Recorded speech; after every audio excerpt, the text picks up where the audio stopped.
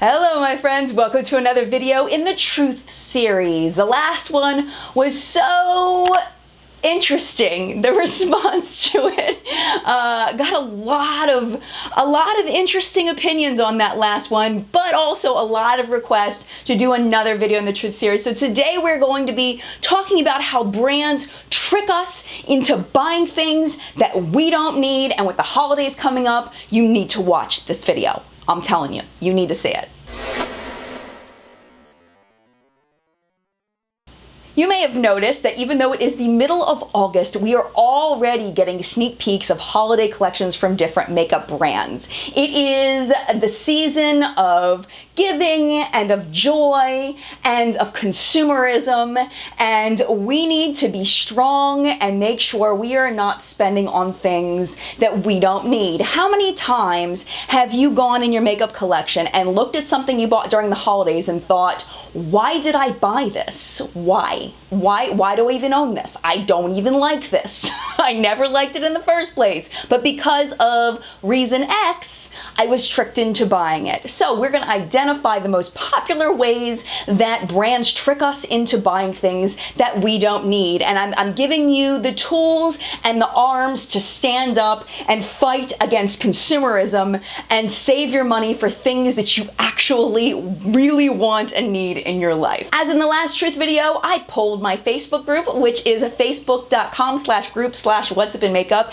and I said this: it's time for another Truth video, and I'd love your help and insight. It is going to be all about common tricks brands use to get you to buy products that you don't need. Which trick gets you the most often? I told them they could choose as many options as they felt applied to them. They could also add options if they felt that I had missed something from the poll. I told them to make sure to focus on marketing tactics, not like, you know, seeing an honest review or really enjoying the color scheme or things like that. I'm talking about the deception, the flip, the spin of the makeup industry and other industries that they trick us into getting things that we don't need. So anyway, some of the things that did not make the top 5 are online only releases, sponsored videos or posts that appear on social media timelines, collaborations. It smells wonderful. That's something that gets me all the time. When Too Faced said they were coming out with a strawberry collection, they might as well just take in my credit card. They might as well, because I was like, it smells like strawberries. I wanted it all immediately because it smelled good. That's one that always gets me. A buy one, get one free deal. Adding X step in your routine will give you X results. So a brand new kind of product that you don't already own that seems to be revolutionary, like when the Beauty Blender came out, things like that. Limited edition packaging, a value set like the Sephora Favorites kits. So they gave all these great ideas. YouTubers review in advance and rave about it and push their affiliate codes. Y'all know all about that one. Sneak peeks for months building hype. That was one that I felt like was huge, but it didn't make the top 5, which I was really surprised about, because you see that all the time, is that people build that hype. You know, Too Faced is the master of that. You know, giving a sneak peek a year or 2 years ahead of something that's gonna come out, get your mouth watering for it, and then give you a little taste for like 6 months to a year, you know? The Ulta point multiplier or point bonuses, things like that. Gifts with purchase. And now we're going to get into the top 5. So the number 5 spot was beautiful packaging. And if you are a sucker for beautiful packaging, you have to let me know what brand you feel is the one that has the packaging that sucks you in the most. For some people, it's the luxury brands like Charlotte Tilbury, or who else has some really good ones? I feel like Marc Jacobs eyeshadow palettes have that really sleek look, things like that. A lot of, I feel like the Beautylish brands really have that beautiful packaging. When they press it really pretty, the Chantecaille is really, really popular for that, having the beautiful pressed images into their products. Of course, those are all super high-end brands. I don't own any of it, but it makes me go, I want to buy that because it is so pretty. Number 4, I was surprised made it to number 4, and it's the offering of free shipping. I do feel though, like, I don't know about you, but I feel like I don't want to ever pay for shipping ever again. Like, I don't know what it is. Like, things cost money to ship. Why do I not want to pay for shipping? I am one that will bump up my cart until I get free shipping with stuff that I don't need just to get free shipping, where the shipping was like $8. So I add $10 of stuff to my cart so that I can get that that one item for $2. You know what I mean? Like, it's like I always fall for that every time. And I don't know why. I don't know why they get me every single time. Oh, this is a big one. Sold out, but back for a limited time. Can you imagine the madness that would happen if Anastasia brought back the Master Palette by Mario for a limited time only? The internet would explode. It would explode because there are so many people that say they wish that they had gotten that palette or other Anastasia palettes from, you know, before the Modern Renaissance palette. But then brands get in trouble for when they say it's gonna be back for a limited time and then it comes back to be permanent. Like what happened with the Colored Rain Queen of Hearts palette, where it went out for sale, it sold out, I think they brought it back and it sold out again. And then like a year later, they brought it back for a limited re-release and it sold out again. So then they just decided to make it permanent and people went livid. Like they were like, this was supposed to be limited edition and I tried so hard to get it and I got it and now you're bringing it back to be permanent. Why did I even bother to rush to buy it if it was just going to be permanent and blah, blah, blah. I personally, like, I would rather things not be limited edition. That's just my opinion. You can disagree with me if you want, but that's my opinion. I would rather things that are popular just be around for a while, if not forever. And I don't hate on brands that bring things back and end up, you know, making them permanent. I can see the deception level in it. I don't know. I'd love to know what you think. Does that bother you when brands do that? For me, I would just rather see a popular thing come back so that everybody can enjoy it, but that's just me personally. Number 2 is kind of the sister to number 3. It's the limited edition and it's never coming back. That I feel like is one of those like collector things. There's that feeling inside of, if I don't get it and it's awesome, I'm gonna regret it.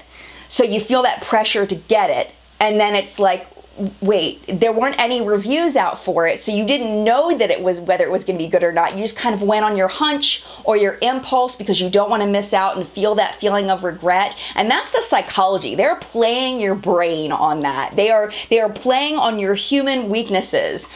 It doesn't matter whether it's limited edition or not if you know you will never use it.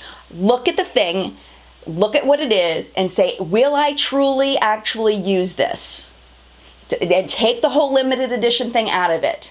If you've got that feeling in your head, yes, this is something I will use, yes, of course, you know, go for it and get it. But, you know, you've got to take that moment to stop and think. You've got to pull back that impulse buy for just a minute if you want to save some money on things that you don't need. And finally, the number 1 reason, according to my Facebook group, which, you know, it could, if I pulled a different group of people, this may not have been number 1, but my Facebook group said that the number 1 thing that makes them buy something is a limited time % off sale, which I thought was very, very interesting. That's how the Ulta sales and the Sephora sales really get all of us. When we can get 20% off of anything we want at Sephora, it's like, oh, you know, like, it's, oh my gosh, we just have to go crazy and get everything that we ever wanted and more. And I've done it. I've done it so many times. But at the same time, I need to make sure, and you can decide whether this is you or not, to make sure I'm not grabbing things, especially if I go to the store. That's why I try to shop online, because I feel like when I go in the store, it's even worse, because then I just start grabbing things and putting it in my basket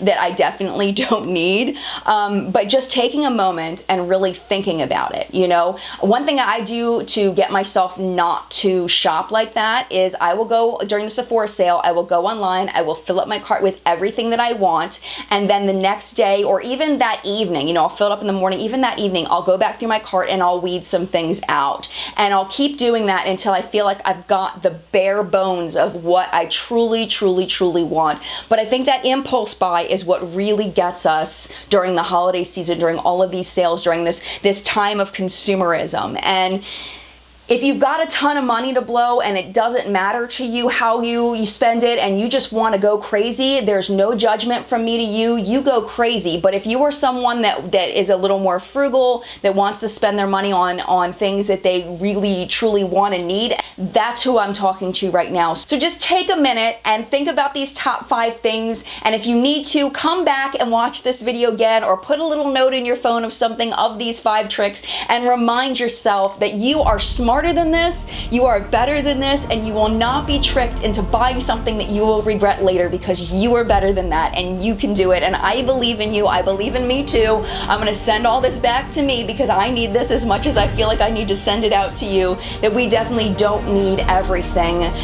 Make sure you leave in the comments down below which one of these tricks are you most likely to fall for. Do you feel like my Facebook group was spot on with the top 5 that they chose? Or would you have put something a little higher than what they did? Is there something that they missed? I would love to know your thoughts in the comments below and the things you struggle with, and let's all support each other through all of this. We can do it. We've got this together. So I want to thank you so much for watching this video. I hope you enjoyed it. If you did, definitely make sure you hit the subscribe button and that thumbs up button, because it makes me look super cool.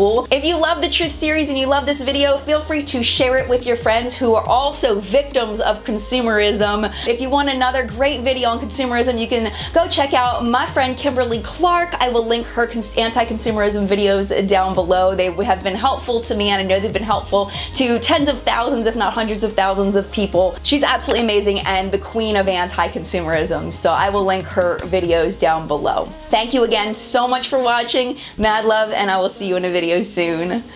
Bye!